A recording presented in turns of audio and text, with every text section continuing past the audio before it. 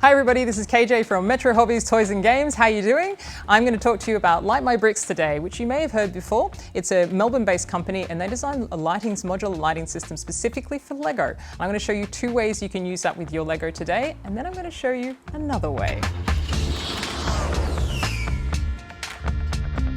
Okay, so I'm going to actually start with Light My Bricks sets that are designed for specific pre-built sets. So this is the Bookstore, which is a Creator Expert set, part of the Modular City lineup. And Light My Bricks have actually designed a Light My Bricks box set. Inside this set has all the lighting components you would need to light this set up. And it would also have all the instructions that's readily available either through our online store or just through their online. I'll actually give you a demonstration of what this looks like because it is really phenomenal how different it makes the sets look. In fact, we have it in about 70 or 80% of our Lego sets that we have on display. We definitely put Light My Bricks in it just because of the difference. And as you can see, if I just get it to plug in, I'm going to use a Light My Bricks power bank. And there it is. You can just see all the life and all the details that come to it. Something very special about this particular one that I wanted to show you is that it actually has wireless components. Now this set actually comes with the wireless connectors, but you can buy those separately. And this is what I do with my set at home. That enables me to wirelessly pick up different components. And as you can see, it obviously disconnects the light. It breaks the circuit. All right, I can do that at different levels. So on this side as well, the same thing can happen. All right. So you can actually have a look inside. You can see the little flickering fire, which is so cute. They've really gone to a lot of detail to make this set really come to life. If I just show you in here, this is the base contact, which is just a Lego 1x2 plate. And here is a Lego 1x2 plate studs. This is the tile version, and they've just got the contacts in there. They line up. You just plug them into the different expansion boards there. The instructions show you how to do this, and once you've done it once, you'll see how you can do it in your other ones. So that is the Light My Bricks Bookstore lighting kit for the Lego Creator Expert Bookstore, which it's a fantastic build, and it just makes it so much better when you put Light My Bricks in it. Okay, so another way of using Light My Bricks is if you've got a Lego set, but there is no pre-designed Light My Bricks set. Light My Bricks have actually come up with a bunch of components that they sell separately. So there is a selection of different lighting components of various sizes. There's also expansion boards, which allows you to actually plug in the lights in the first place, and connecting cables so you can actually plug in multiple different lights. They also do designer kits or starter kits. This one is the Technic designer light kit, so it doesn't just come with the lighting bits, it also comes with some extra Lego Technic pieces in order for you to actually install them. Sometimes when you have to install lights, you need to replace Lego pieces just because the light bit doesn't fit specifically under that. An example is on this Ducati. On the headlights, it's actually using a 1x1 clear tile, but you could actually need to exchange that for a 1x1 stud. And the reason being is that the stud actually has a recess or space for the Light My Brick to actually sit underneath, whereas the tile, because it's flat, won't. And so in order to install lights into the Ducati, what I would have to do is actually replace that Lego part. So this is an example of just a bit light on its own that I would use. I'd need a power source. I've got Light My Bricks power source. In this case, I'm just using one light, so I only have a 2-port expansion. And so that's the light there. And so this would be something that I could install potentially as a headlight in the Ducati. I could wind in through the different pieces where that wire hides. And then that way you get the headlights. You could also do this to the back. Now Lego don't have any studs at the back, but you could add red studs in there to do the tail lights if you wanted to. For a design effect, there are also strip lights. Strip lights would enable you to put like a flood, so I could put them with they have a sticker back, and you can put them in here that lights up the engine with a special effect, maybe a blue. So give you an example of what you actually get inside a designer kit is that you get like a bunch of different white lights, different rotating lights. Maybe you're building a construction Technic set, and so you need the warning light to go. These is, as I was saying, the example of the different Lego parts that you need to install. So these are the studs rather than actually using the plate, which I was talking about. And then we have different bit lights. You also have some effect boards. Effect boards are really, really cool. So if you wanted to add a pulse or a flicker to a light to give it more life, or even to make it look like an indicator, then you can use these multi-effects board to adjust the speed and to adjust whether it's a pulse or whether it's a flicker.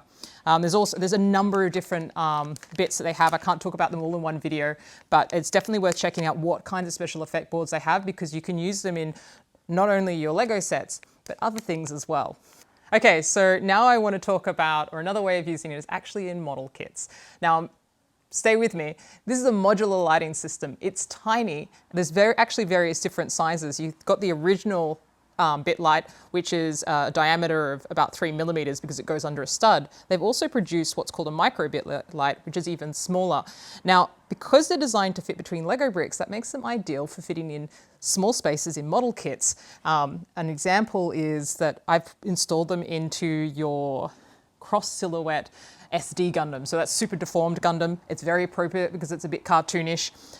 What I've done is I've actually installed it into the beam saber and into the eyes. In order for me to do this, I actually had to modify the set a little bit. So originally the beam saber actually comes as completely white.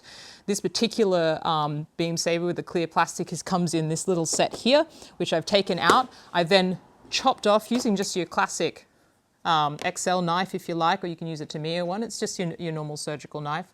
And I've slowly rolled it back and forth until I've made a clean cut. I've then used a pin vise, or a little hand drill if you like. This is the Trumpeter one. It's my favorite one of all the ones to have. And I've made a hole through the original beam saber. And I've taken my little tweezers. I've used a micro light.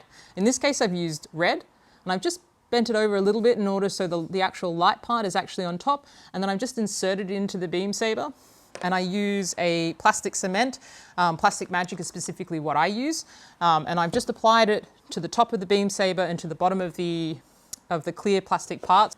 I just hold them together for until they're fused. I then apply another little bit around it in order to make sure that it is fused completely. And then that's how I get a beam saber. And I've done a few of them. This one's in progress at the moment. So in this one, I'm using a light source for Light My Bricks as the power bank. But Light My Bricks also has other different sources. Maybe you want a battery pack. So that's also an option. This is your little circle flat batteries. And so there's the beam saber all set up there. I've actually also included some extra parts to get some extra detail as well. You'll notice I haven't got the lights in the eyes yet, but I have got them ready. And I just wanted to show you how I did that. So you've got the little spaces in behind the eyes. The lights are actually powerful enough to actually cause the yellow part to glow. So I'm actually able to take the little light and you actually install it, just push it in slightly. You can either secure it in there with another piece of plastic, which I've done with the beam sabers so that they stay in place, or you could use a little bit of super glue. I've done that in the past as well to keep them in place. And that way you've got it in the spot that it needs. Now, in order for me to actually then properly install it into the head, I need for the light cables to actually be able to come out. And to do that, I'm actually going to drill in some little holes here for them to actually go through. And that allows me to thread the lighting component through the top of, or the base of the head. Now, because this is a modular system, it's really easy. The Cross Silhouette Gundam's a modular system as well as Light My Bricks. You can take off the backpack quite easily. I can thread the light through there, put the backpack on. I can then also thread it through here. And then on this one, pre-made, you can see that I've actually done that. So I'll just take the backpack off so you can see the wires. So you've got the wires threading through. They come down through the base, and then I've got them wrapped into the action base to give it a cool pose. And that's where I put the expansion board. So I haven't put the expansion board inside the model. I've put it outside the model because with Gundam, it's been a build your own action figure in many ways. And so you want to be able to keep that movement. So where you place is important so you can still get some movement in order to change the poses as you go. All right, so that's fairly straightforward because here you're looking at sort of some very cartoonish, cool models. I think they're really cool, but you don't have to just restrict yourself to your science fiction and your fantasy and your cartoon type models. You can also do it for model kits. And I've got one example here. Bear in mind, it's not a completed model, so try not to judge my paint finish on this one. This is a Yamaha YZF-R1. I was actually doing it up in Metro Hobbies colors. We'll see if that ever eventuates. But what I want to show you is that I've actually installed lights in this. I prefer to use the power bank over anything else, and I prefer to use the Light My Bricks ones because I know they have a consistent current, which means that it's not going to cause the lights to dim over time. Okay, so there it is with lights, and I just think it looks so much cooler when you've got headlights and also tail lights. I've also gone to the trouble to install blinking, which is why I've got it sort of turned as if it's making a left turn. It'd be cool to set this up in a diorama as if it really was turning. The way I've actually done this, I have definitely used super glue to install these. I've just used a basic white lights, and I've actually used the clear paint to create the color. So if you can actually see that I've glued the wires with super glue so they're tucked out of the way underneath the seat, and the lights themselves are just super glued into the little recesses. In order to get them into the blinker or the indicator, before they actually created the micro bit lights, and I would suggest using micro bit lights, I actually had to scoop them out because I only had the bit lights at the time. Inside the fuel tank, you can barely see because I've sealed it up, you've actually got a multi-effects board, which allowed me to change the pulse and or the speed of the flickering. So inside there, I've installed a multi-effects board. Here's the other expansion board to connect all the lights, and that's what allowed me to actually do the indicators. To get the lights into the headlight, I use my trusty pin vise. Now, depending on what size, if you want to use a bit light or a micro light, will depend on what size drill bit you're going to use. You're going to need a 3mm one if you're going to use the full bit light because you want a floodlight. But if you just need to get the micro ones in, then a 1.8 is fine. And I've just drilled through the headlights and installed them again using super glue. But yeah, so I just wanted to give you an idea that this lighting set is pretty versatile. It can be used in a number of different ways.